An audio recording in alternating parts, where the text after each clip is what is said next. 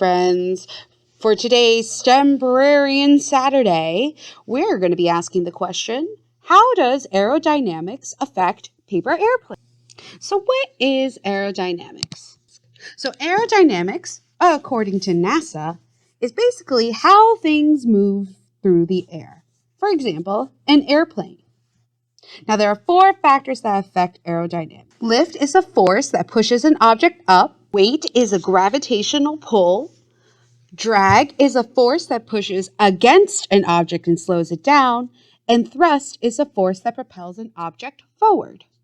For our first model, we'll be making the dart. So a dart is the basic airplane. First, you'll need an 8.5 by 11 or computer-sized paper, preferably recycled. First, fold your paper in half lengthwise and make a crease. Be sure it's as symmetrical as you can make it. Just so it's a little bit easier to see, I'm going to outline the middle crease.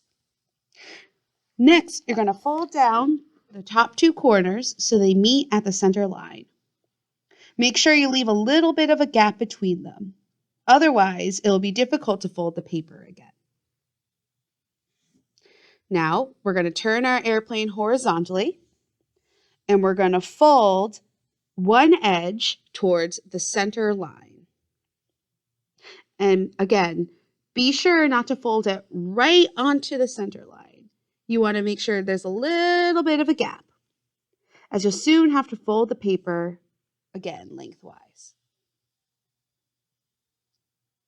And do it to the same side.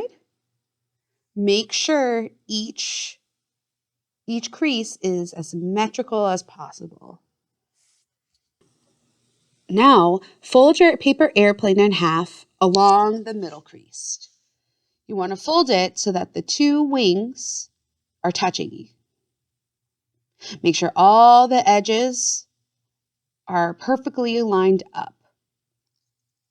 Symmetry affects how well the airplane flies.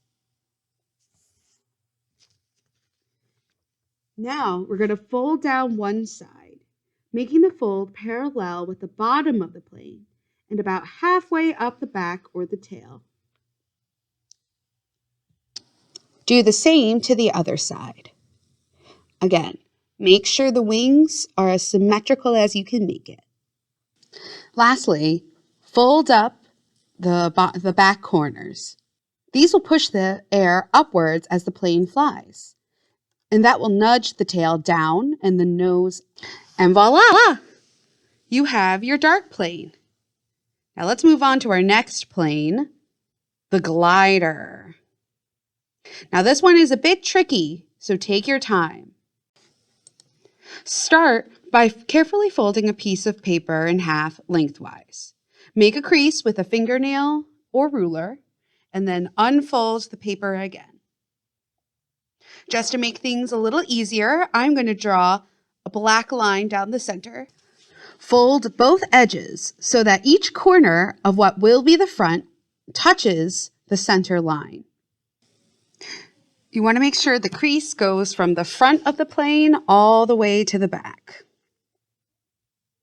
I put a black dot on the back of the plane to help me make that crease. See? The top corner should be closer to the center line. Next, fold about half an inch of the taper end of the paper. This will be the nose of the glider. So now we're going to repeat this a total of 6 times. You're going to fold down the crease just like this and press it down firmly.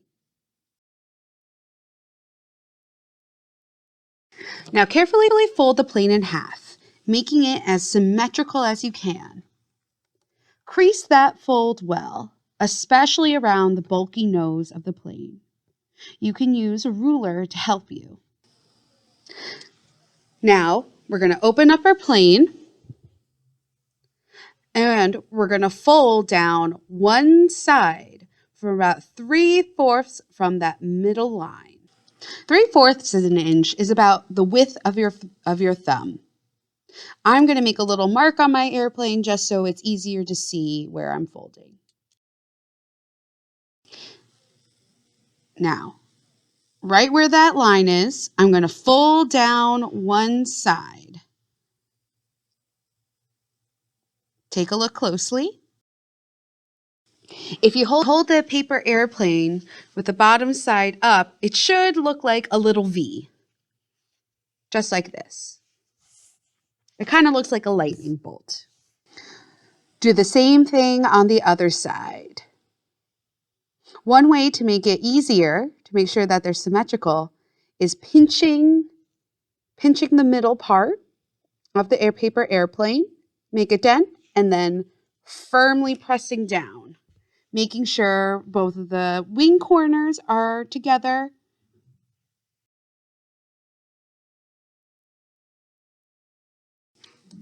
Now, finally, we're going to fold along the edges of the wings, making the edges parallel with the center line.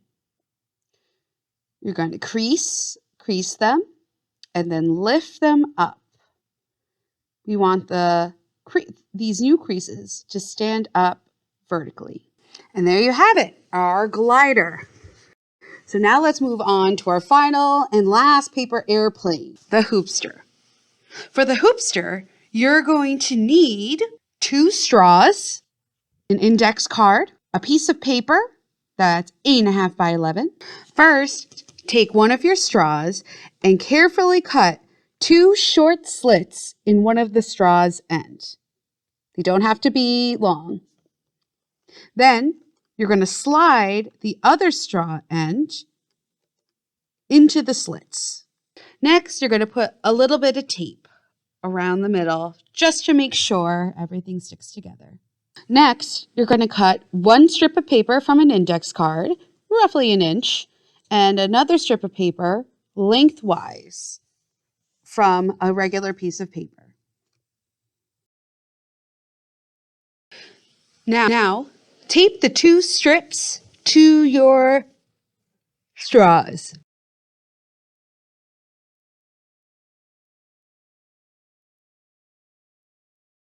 Now we're ready to move on to our observations. For this part of the experiment, you can use a friend or a caregiver.